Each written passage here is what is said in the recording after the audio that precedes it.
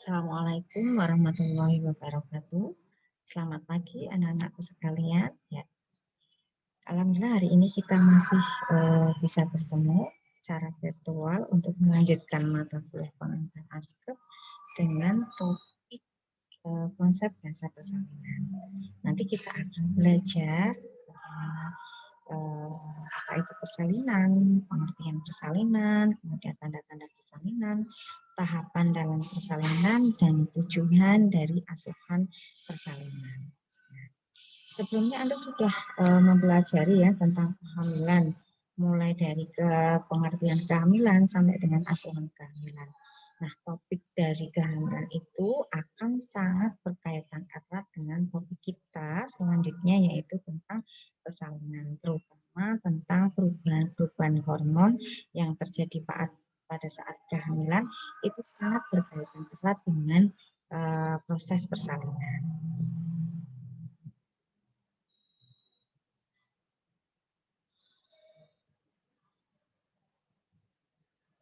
Ya.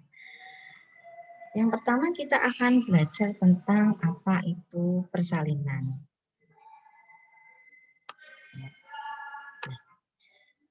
Menurut Profesor Dr. Ida Bagus Gede Manuaba, yang namanya persalinan itu adalah proses pengeluaran hasil konsepsi, baik itu janin dan uri itu plasenta yang telah cukup bulan, atau dapat hidup di luar kandungan melalui jalan lahir atau melalui jalan yang lain dengan bantuan atau tanpa bantuan.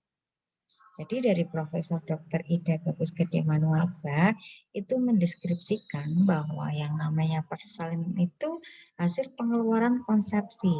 Di sini pengeluaran konsepsi itu tidak hanya bayinya saja, tetapi yang mengikuti bayi itu ada plasenta, ada air ketubannya juga. Jadi tidak mungkin persalinan itu tanpa diikuti oleh plasenta atau tanpa diikuti dengan air ketubannya. Kemudian yang berikutnya adalah telah cukup bulan atau dapat hidup di luar kandungan. Nah, ini mempunyai arti bahwa yang namanya persalinan itu berbeda dengan abortus atau keguguran. Karena keguguran di sini bayinya itu tidak viabel, ya, atau tidak dapat hidup di luar kandungan. Sedangkan definisi persalinan itu adalah bayi yang dikeluarkan itu adalah viabel atau bisa hidup tanpa bantuan ketika sudah lahir. Jadi yang namanya persalinan itu berarti definisinya itu adalah umur kehamilannya itu lebih dari 20 minggu. Cuma nanti dibagi persalinan itu nanti ada imaturus, ada prematur, ada matur, dan ada postmatur. Ya.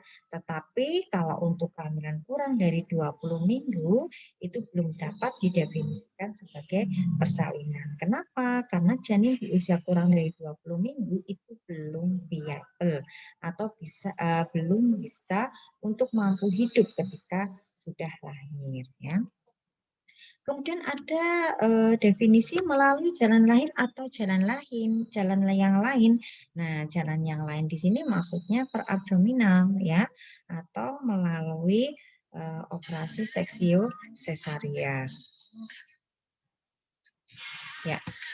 Kemudian dengan bantuan atau tanpa bantuan atau dengan kekuatan sendiri. Nah, ini persalinan itu ada yang benar-benar dengan menggunakan kekuatan ibu sendiri, dan ada juga yang perlu bantuan dari luar.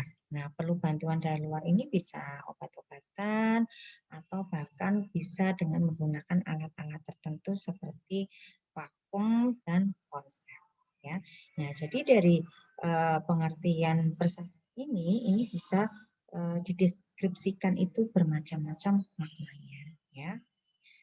Nah, di sini ada definisi persalinan dan kelahiran yang normal, ya.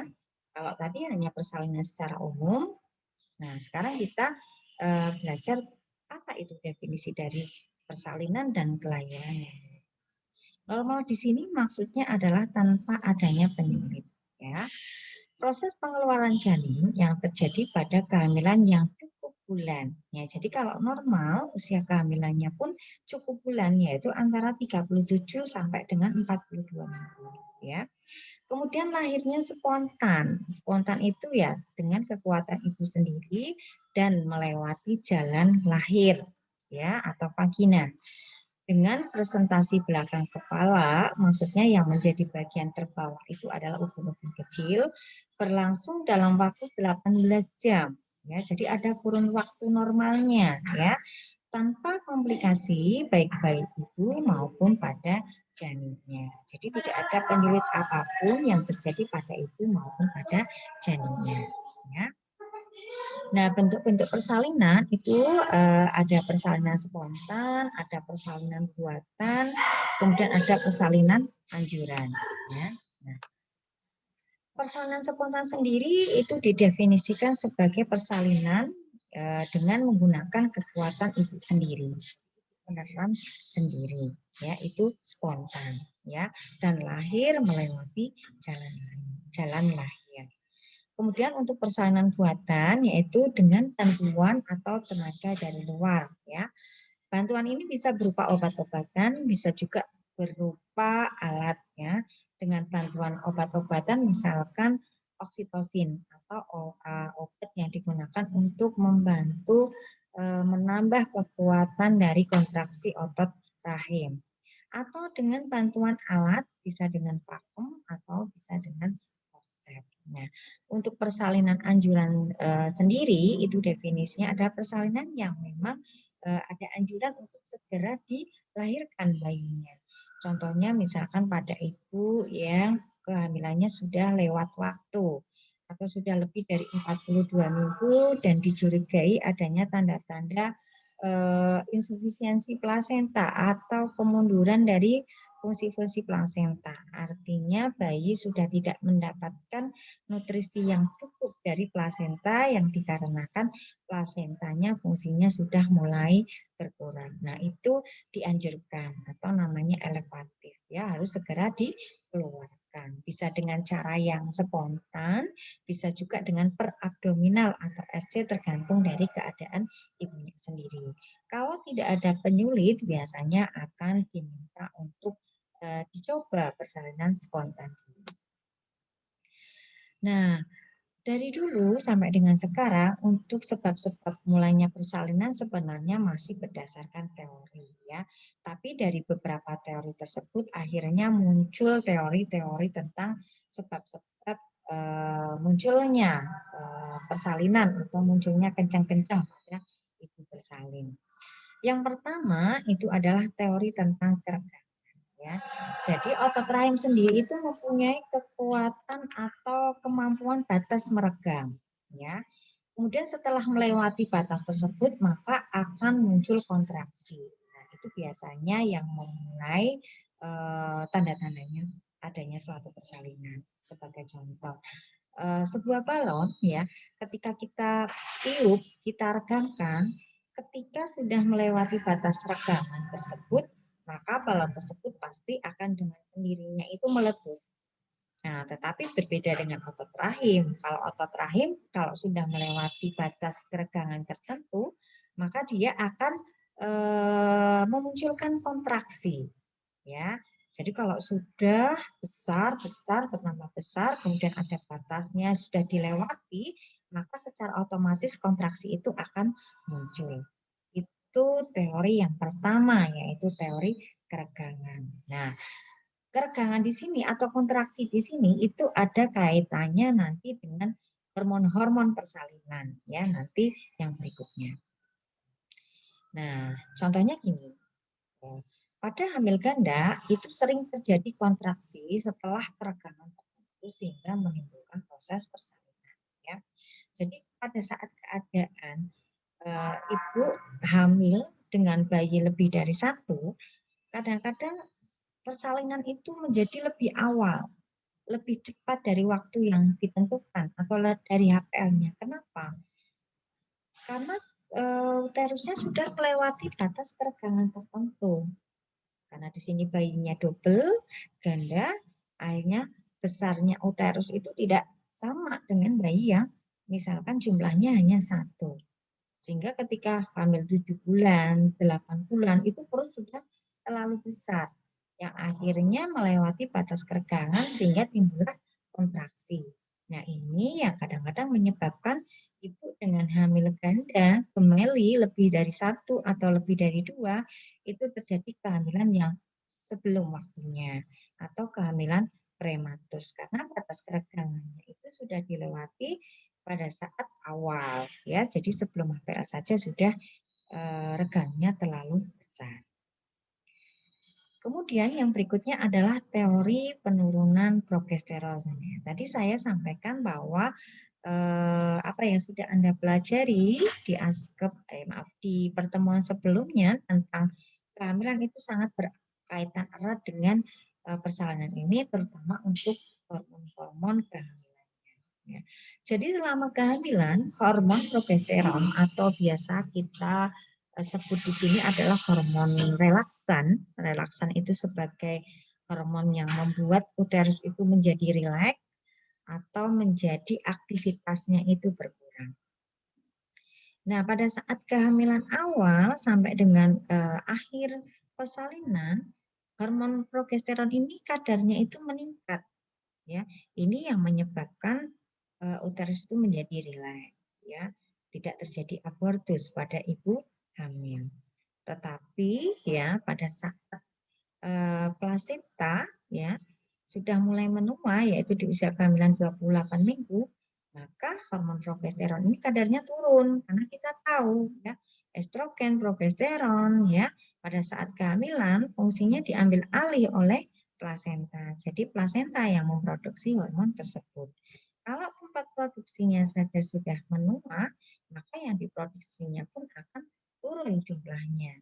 Nah, hal ini yang menyebabkan akhirnya otot-otot rahim itu mulai berkontraksi karena kadar relaksan di dalam tubuhnya itu menjadi berkurang. Ya, jadi produksi progesteron itu mengalami penurunan sehingga otot rahim itu menjadi lebih sensitif terhadap hormon oksitosin. Ya, akibatnya otot rahim mulai berkontraksi setelah tercapai tingkat penurunan progesteron tertentu.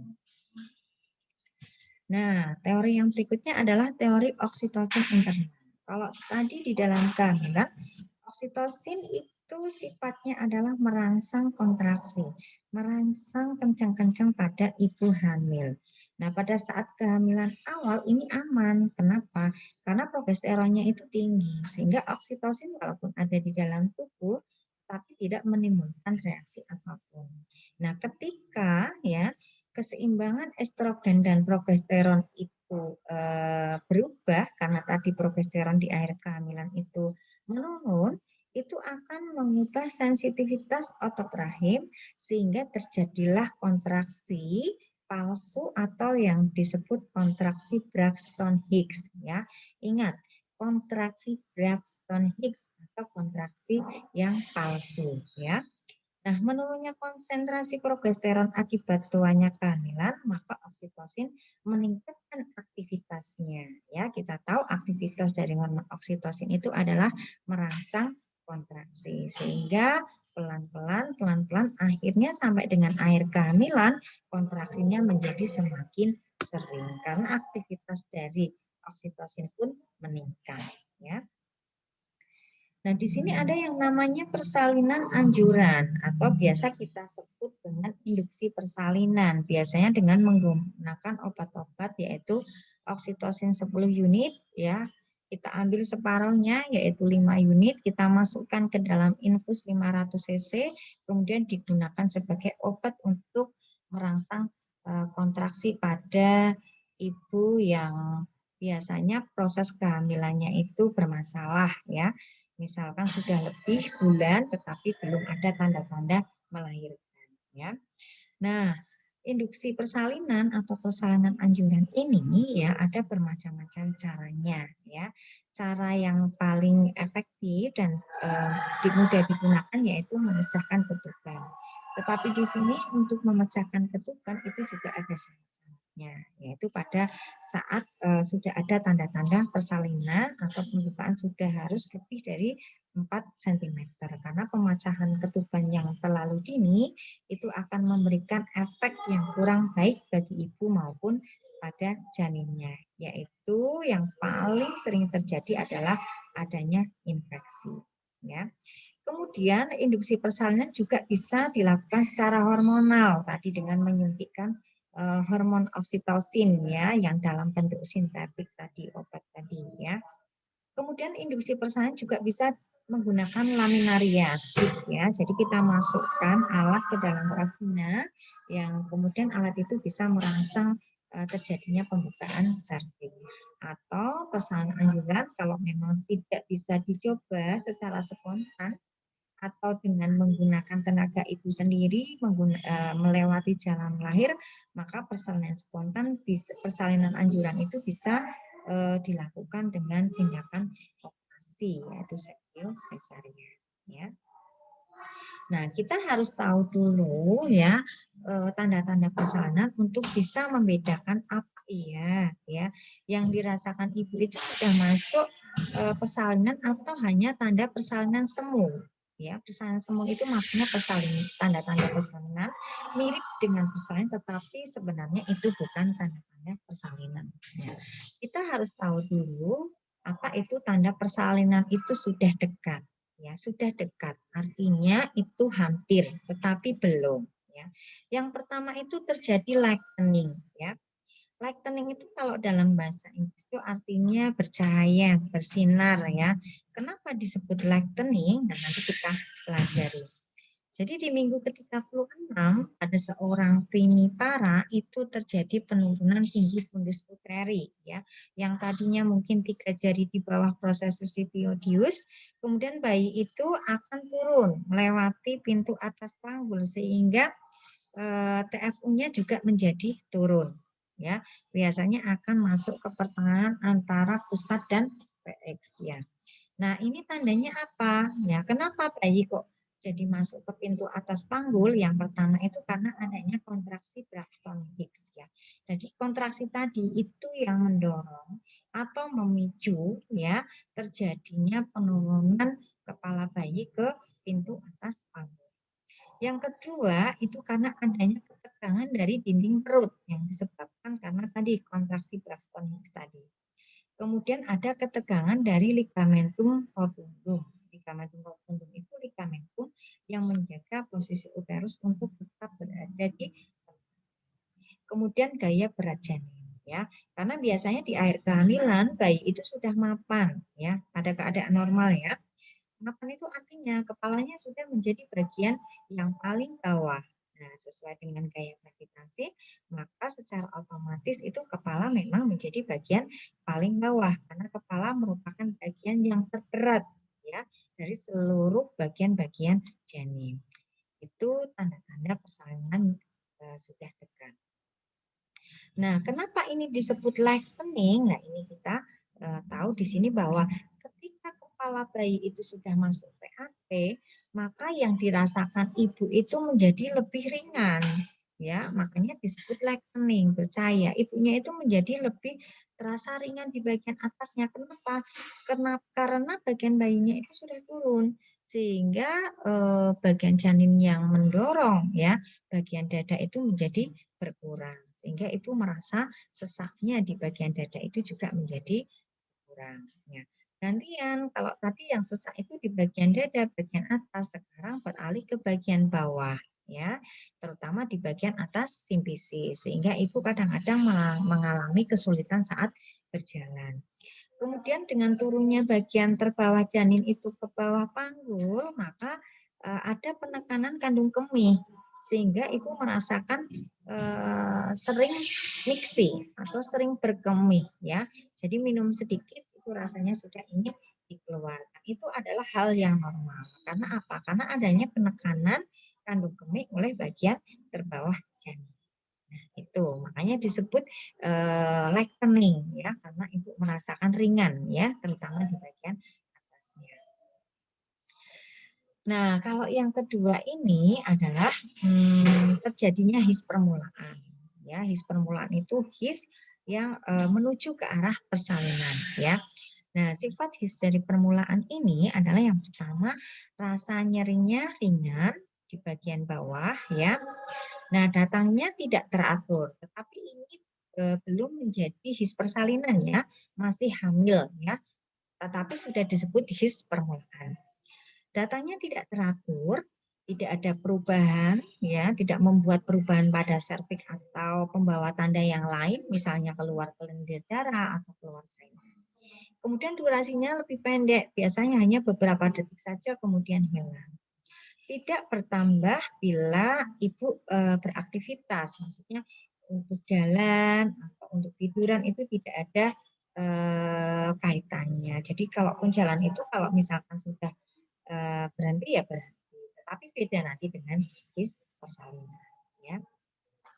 Nah, kalau tanda dan gejala dari infarksi sendiri atau ya tanda-tanda persalinan itu sudah masuk, itu yang pertama adalah penipisan dan adanya pembukaan serviks. Jadi kalau sudah ada pembukaan, itu berarti tanda pasti adanya persalinan.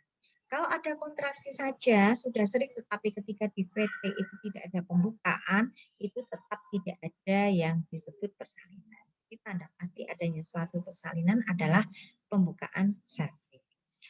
Yang kedua, kontraksi. Nah, tapi di sini sifatnya adalah teratur, ya, lamanya juga lebih panjang, ya. Nah, di sini kontraksi uterus itu minimal muncul 2 kali dalam 10 menit. Kalau sudah 2 kali 10 menit kemudian teratur seperti itu terus, itu artinya sudah masuk ke dalam tanda-tanda infarksi. Kemudian tanda yang berikutnya adalah keluarnya lendir bercampur dengan darah. Ya. Nah, kita pelajari di sini ya. Yang pertama, his persalinan yang tadi yang 2 kali dalam 10 menit ya. Kemudian durasinya juga lebih panjang, itu mempunyai sifat yang pertama adalah pinggang terasa sakit dan menjalar ke depan. Ya, jadi ada rasa sakit pada pinggang. Kalau pada kehamilan, his permulaan ya, rasa sakit hanya pada bagian perut, tidak sampai ke pinggang.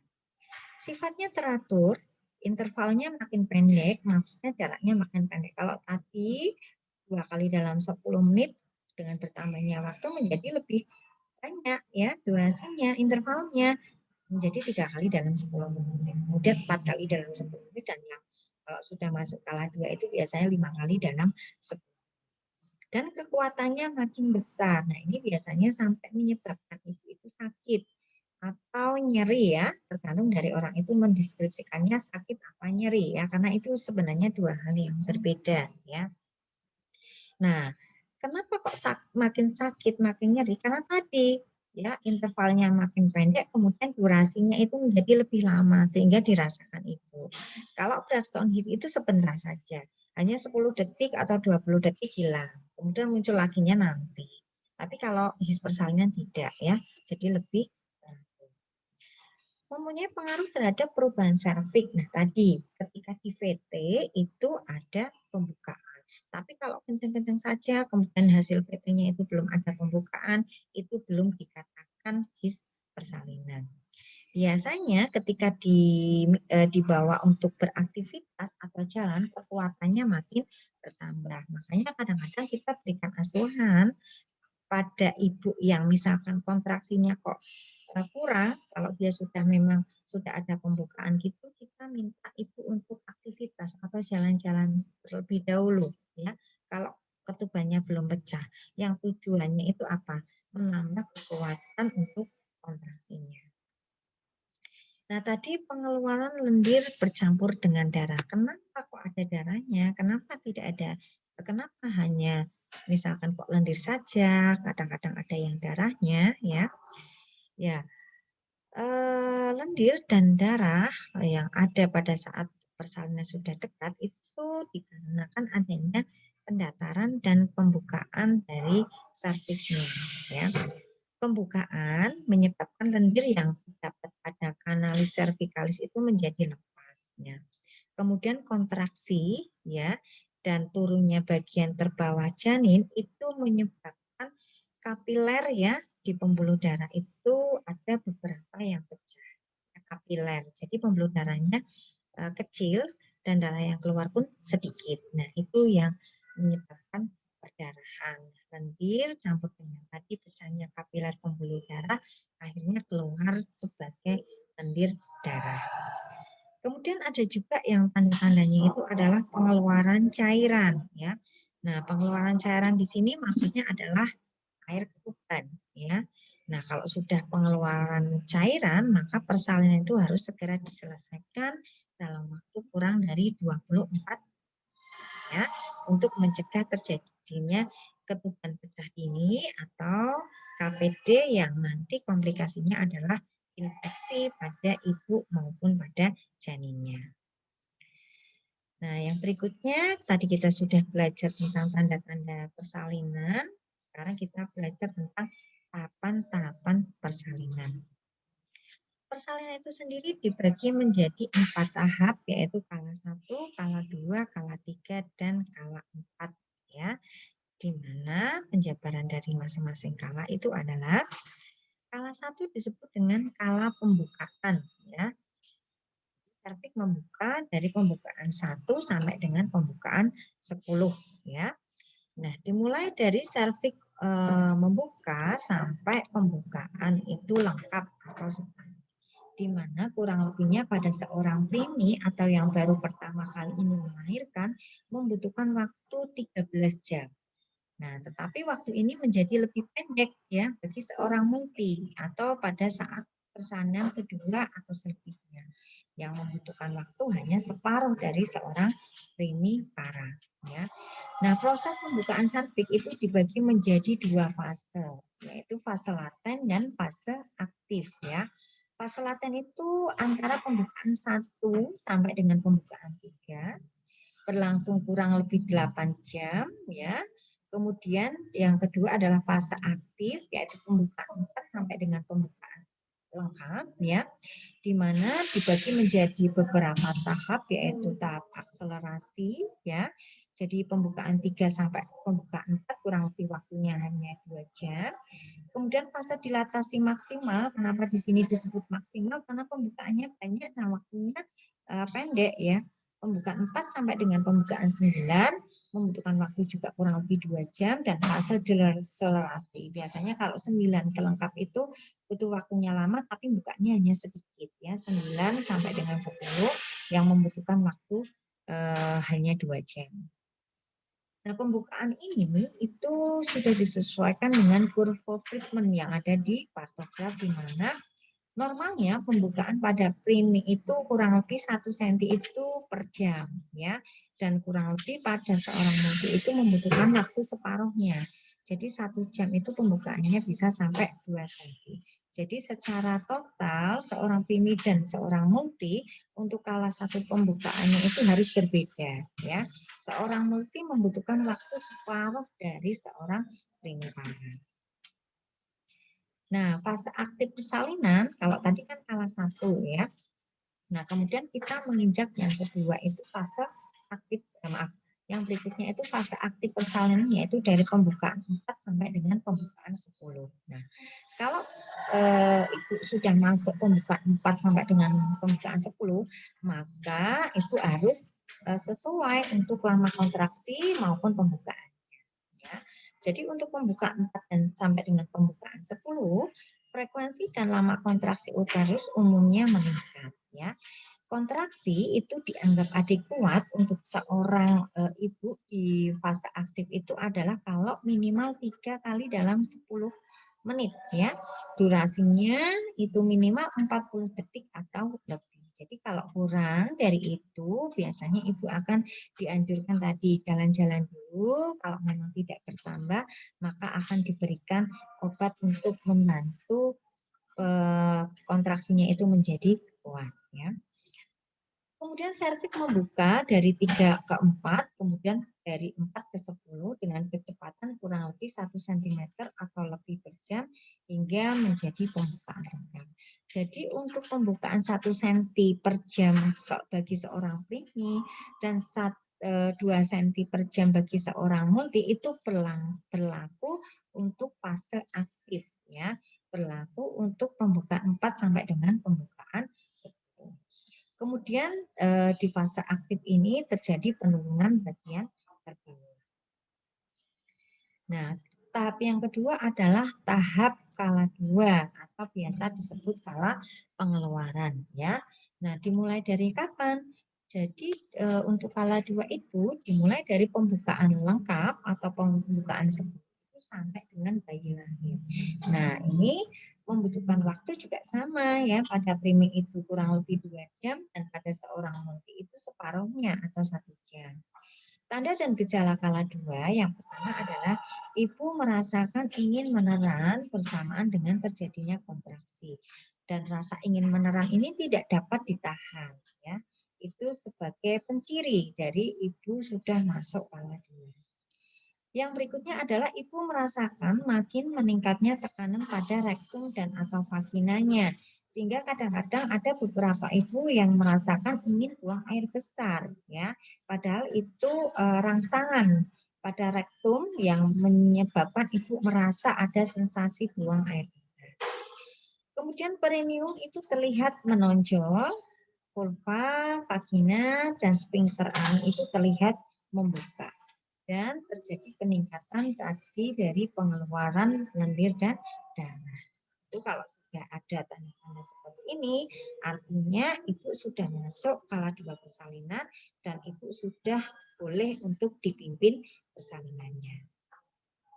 Nah, kemudian ketika bayi sudah lahir sama dengan lahir plasenta itu disebut kala 3 atau kala uri ya, yang dimulai segera setelah bayi lahir sampai lahirnya plasenta, di mana kelahiran plasenta itu tidak boleh lebih dari 30 menit ya. Karena kalau sudah lebih dari 30 menit itu sudah masuk ke persalinan patologis atau biasa disebut retensio plasenta. Nah, di antara kala 1, 2, 3, dan 4 hanya kala 3 saja yang ada penanganan aktifnya. Kalau kala 1 kita hanya menunggu saja ya. Kala 2 kita juga membantu pertolongan kelahiran bayinya. Tetapi untuk kala 3 di sini kita ada yang namanya manajemen aktif kala 3 ya, manajemen aktif kala 3. Nah, nanti kita Nah, 3 tanda-tanda lepasnya plasenta yang harus Anda ketahui itu yang pertama adalah perubahan ukuran dan bentuk uterus, jadi uterusnya menjadi lebih bulat atau globuler.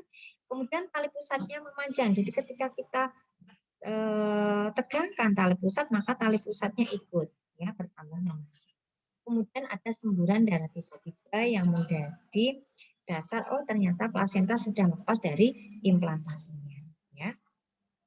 Nah, manajemen aktif kala 3 yang tadi kita pelajari ini terdiri dari satu, yang pertama itu adalah pemberian oksitosin, yang kedua itu adalah penegangan tali pusat terkendali, dan yang ketiga adalah masase fundus uteri. Ya, nanti pada bab berikutnya kita akan pelajari lebih detail lagi. Ya, sekarang kita belajar dulu untuk konsep dasarnya. Nah, kala yang terakhir yaitu kala 4 ya, atau kala pemantauan. Jadi bayi sudah lahir, plasenta sudah lahir, tetapi 2 jam pertama itu tetap kita harus lakukan pemantauan. Dan yang perlu Anda ketahui bahwa salah satu penyebab banyaknya terjadi kematian itu adalah di kala 4. Jadi kala 4 ini sangat-sangat riskan. Anda bayangkan dari tadi yang perutnya besar ya, kemudian tiba-tiba kempes ya, tidak ada isinya keluar semua, maka itu menyebabkan perubahan yang mendasar pada ibu bersalin. Ya, di mana kalau ya perubahan itu tidak direspon dengan baik oleh rahim, khususnya otot-ototnya, maka akan terjadi perdarahan yang hebat di kala 4-nya. Ya. Nah, kala 4 itu kapan? Dimulai dari saat lahirnya plasenta sampai dengan 2 jam setelahnya. Ya. Jadi 2 jam pertama setelah persalinan itu masih masuk ke dalam kala persalinan. Nanti setelah 2 jam baru nanti masuk ke masa ya. Nah, tadi secara umum, jadi tujuan asuhan persalinan itu adalah memberikan asuhan yang memadai selama persalinan dalam upaya mencapai pertolongan persalinan yang bersih dan aman dengan memperhatikan aspek sayang ibu dan sayang bayi. Jadi persalinan di sini tidak ada yang steril ya, adanya adalah persalinan yang bersih dan aman dan harus memperhatikan aspek sayang ibu dan sayang bayi ya. Jadi nanti Anda bisa baca apa itu aspek sayang ibu dan apa itu aspek sayang bayi, ya. Nah, tujuan dari asuhan persalinan yang normal adalah mengupayakan kelangsungan hidup dan mencapai derajat kesehatan yang tinggi bagi ibu dan bayinya melalui berbagai upaya yang terintegrasi dan lengkap serta intervensi minimal sehingga prinsip keamanan dan kualitas pelayanan dapat terjaga pada tingkat yang optimal. Jadi, jangan lupa ketika kita memberikan asuhan persalinan, kita harus meminimalkan intervensi. Artinya kalau memang ibu tidak memerlukan intervensi tersebut seperti misalkan memotong perineum ya, episiotomi atau yang disebut episiotomi, kalau memang tidak ada indikasi itu betul-betul kita harus hindari. Kenapa? Karena ternyata setiap kali intervensi yang dilakukan tanpa indikasi itu nanti akan ada komplikasi yang diakibatkannya. Gitu ya. Nah, mungkin itu saja yang bisa saya sampaikan untuk pertemuan kita kali ini. Mudah-mudahan materi yang saya sampaikan ini bisa dipahami. Nah, untuk berikutnya nanti Anda bisa membaca ya untuk topik-topik kita selanjutnya agar nanti ketika saya masuk kuliah Anda sudah bisa mempelajari ya. Nah, mungkin itu saja yang bisa saya sampaikan ya. Mohon maaf bila ada kekurangan. Insya Allah kita ketemu lagi untuk pertemuan berikutnya. Saya akhiri. Terima kasih banyak. Wabillahi taufiq walhidayah. Wassalamualaikum warahmatullahi wabarakatuh.